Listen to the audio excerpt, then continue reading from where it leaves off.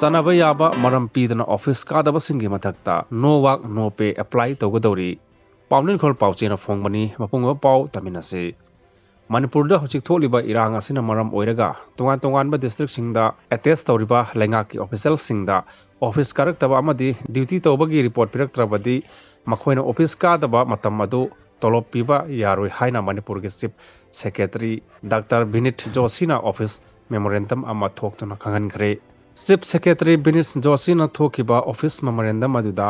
makha taraduna hai Manipur da tholiba irang asina maram oiraga Manipur lengaki employee kaya makhoina leiriba district adugi DC line department amadi field level office ta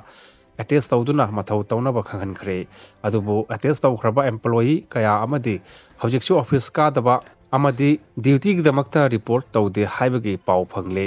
asigumba thawang asi CCS conductor rule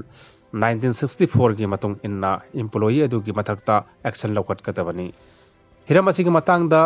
administrative secretary DC amadi head of department singda mathau masa khangdaba employee sing adugi mathakta mathau taba thabak sing lawkat pa yai state asida tholiba irang asina maram oiraga district singda attest tawriba official singi list adu mari leinaba administrative secretary singna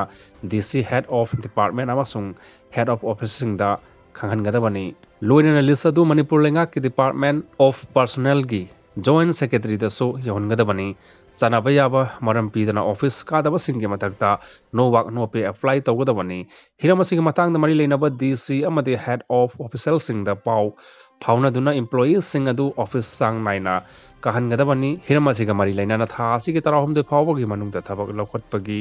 report ama pisilakadabani hainasu chief secretary gi office memorandum asina makha tari